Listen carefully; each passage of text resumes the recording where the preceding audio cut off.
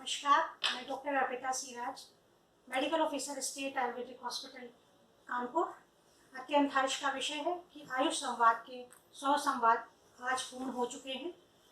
आयुर्वेद के प्रति आम जनमानस तथा बौद्धिक वर्ग दोनों में अवेयरनेस तथा आस्था सुदृढ़ हुई है। इसके पीछे आयुष विभाग की टीम का अथक प्रयास है। मैं आभार प्रकट करना चाहती हूँ 101वां संवाद प्रस्तुत करते हुए माननीय मुख्यमंत्री श्री योगी आदित्यनाथ जी का, आयुष मंत्री श्री धर्म सिंह सैनी जी का, प्रमुख सचिव श्री प्रशांत विधि सर का, mission director doctor Rajkamal Yadav sir का तथा हमारे निदेशक डॉक्टर एस.एन. सिंह सर का, जिन्होंने विशेषज्ञ तथा जनता के मध्य एक कम्युनिकेशन प्रदान एक अच्छा प्लेटफॉर्म प्रोवाइड किया है।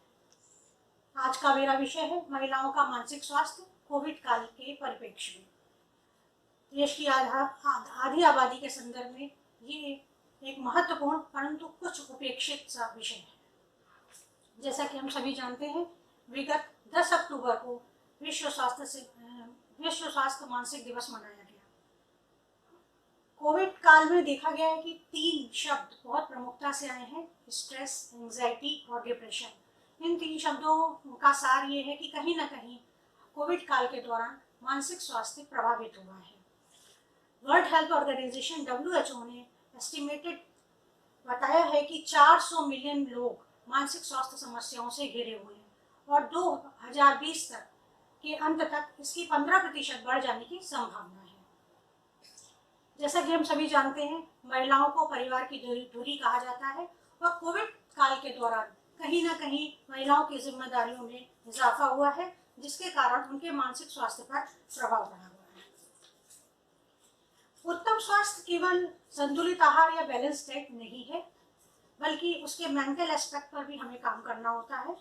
जैसे कि हम बच्चों में स्नेह, ममता, महिलाओं का योगदान रहता है देने में, उसी प्रकार बुजुर्गों को सम्मान देने में कहीं ना कहीं महिलाओं का अपना एक रोल होता है। टीनेजर्स में कहीं ना कहीं जनरेशन गैप और कम्युनिकेशन गैप रहता है, जिसमें महिलाएं एक ब्रिज अर्थात सेतु का कार्य करती हैं। उसी प्रकार आजकल के प्रतिस्पर्धा वाले युग में कहीं ना कहीं कंपटीशन के कारण जो स्ट्रेस युवाओं में देखा गया है, यूथ में, वो एक आम समस्या है यूथ की।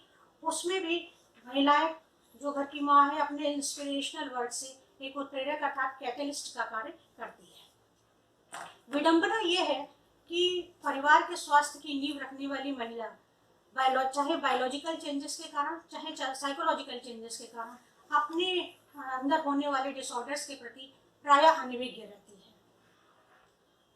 उसको हमें उस पर विचार करना बहुत आवश्यक है। अब हम पॉजिटिव फैक्टर्स अर्थात कारणों पर ध्यान देंगे तो मेंटल एस्पेक्ट में विचलन के कई कारण हो सकते हैं। महिलाओं में ये बायोलॉजिकल कारण भी होता है, सोशल तथा इमोशनल कारण भी होता है। तो यहाँ पर बायोलॉजिकल फैक्टर्स की जब हम बात करते हैं तो देखते हैं कि मुख्य समस्याओं में हार्मोनल इम्बैलेंस एक बहुत मुख्य समस्या है।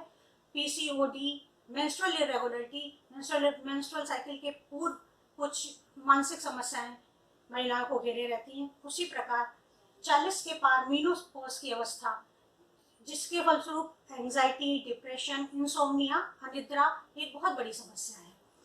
जिसको इसी के साथ साथ अगर महिलाओं में रक्त की कमी यानी अनीमिया के द्वारा एक चिड़चिड़ापन सा हो जाता है, वो भी एक बायोलॉजिकल फैक्टर है महिलाओं में कहीं ना कहीं मानसिक स्वास्थ्य विचलन का।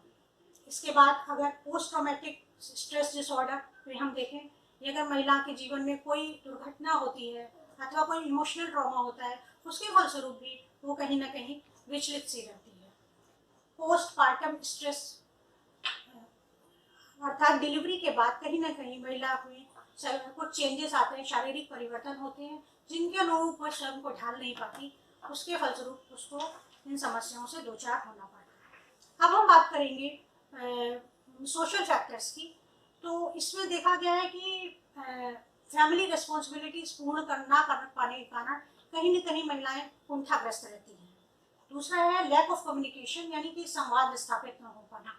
परिवार के अन्य लोगों से प्रॉपर संवाद नहीं होता। कभी कभी लाइफ पार्टनर से भी प्रॉपर संवाद ना होने पाने की स्थिति में वो अंतर्द्वंद से जूझती रहती है। तीसरा है पर्सनल तथा प्रोफेशनल लाइफ में बैलेंस न बना पाना। यदि एक प्रॉपरली एजुकेटेड वीमेन है और अगर वो नौकरी भी कर रही है और घर के दायित्व भी निभा रही है, उसमें वो प्रॉपर बैलेंस नहीं बना रही है, तो एक तरीके की निगेटिविटी उसके अंदर आ जाती है। स्वयं के लिए समय ना निकाल पाना ये एक बहुत बड़ा फैक्टर है कि स्वयं के डाइट के प्रति, स्वयं के एक्सरसाइज और प्राणायाम, इन सब के प्रति महिलाएं अपना ख्याल नहीं रख पाती हैं और समय नहीं निकाल पाती हैं। आज के परिवेश में टेक एडिक्शन भी एक बहुत बड़ा फैक्टर है, क्योंकि एक आभासी दुनिया में हम लोग जी रहे हैं। जब हम उस सोशल मीडिया के प्रभाव में आ जाते हैं तो एक नेगेटिविटी आ जाती है महिलाओं में, उससे भी उनका मानसिक स्वास्थ्य कहीं ना कहीं विचलित होता है। सामाजिक कारणों में इनफर्टिलिटी एक बहुत मुख्य कारण है, क्योंकि जैसा कि हम सभी जानते हैं कि इनफर्टिलिटी के लिए मुख्यतः प्रायः महिलाओं को ही दोषी ठहराया जाता है। इसके लिए भी उनका कहीं ना कहीं मानसिक स्वास्थ्य विचलित हो जाता है। अब हम बात करते हैं आयुर्वेद में मानसिक स्वास्थ्य की। तो आयुर्वेद में मानसिक स्वास्थ्य बौद्धिक तथा आध्यात्मिक दोनों स्वास्थ्य मापदंडों पर आधारित है। Mental health is a sensorial, intellectual and spiritual wellbeing. जब रज और तम सत्व को आच्छादित अर्थात ओवरशैडो कर लेते हैं, आयुर्वेद में कहा गया है, तब मानसिक विकार उत्पन्न होते हैं। काम, क्रोध, लोभ, मोह, ईर्ष्या, शोक, चिंता, इस प्रकार के 12 प्रकार के मनोविकार जब उग्र होकर मन को शुद्ध कर देते हैं तो मानसिक रोग उत्पन्न हो जाते हैं।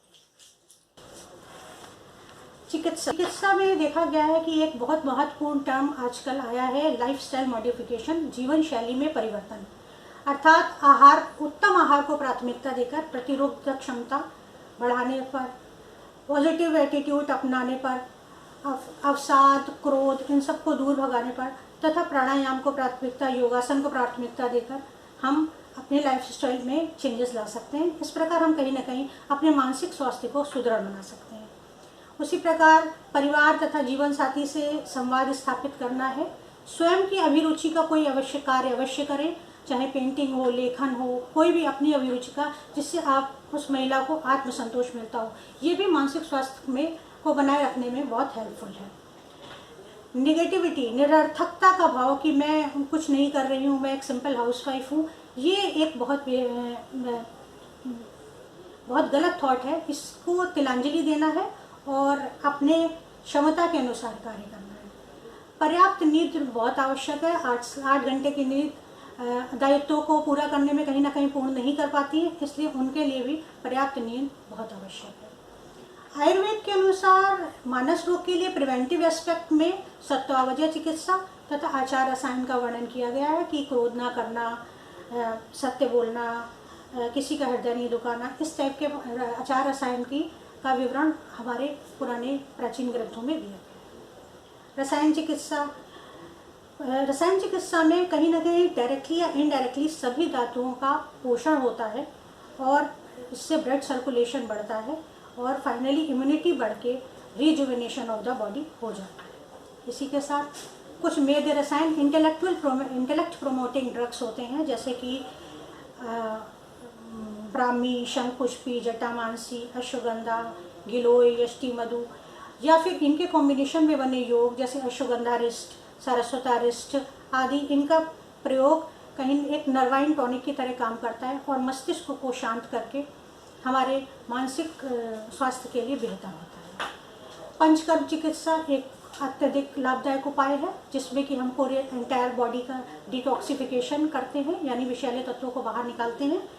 और ये इसमें शिरोधारा मुख्यतः बहुत अनिद्रा और एंग्जाइटी, इन सब के एंग्जाइटी, न्यूरोसिस, इन सब डिसऑर्डर्स के लिए बहुत ज़्यादा लाभदायक है। डिफरेंट साइंटिफिक रिसर्च में ये देखा गया है कि शतावरी, मेनोपॉज द्वारा उत्पन्न इंसोम्निया आदि समस्याओं को में एक बहुत अच्छा रामबाण है।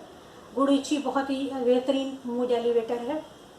अश्वगंधा बहुत अच्छा रिजुविनेशन का काम कर रहा है और अश्वगंधा द्वारा मानसिक स्वास्थ्य भी सुधर होता है।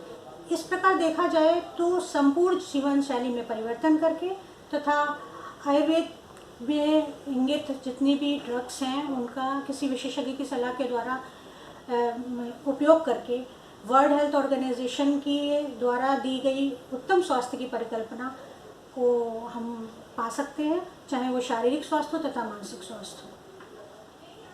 धन्यवाद।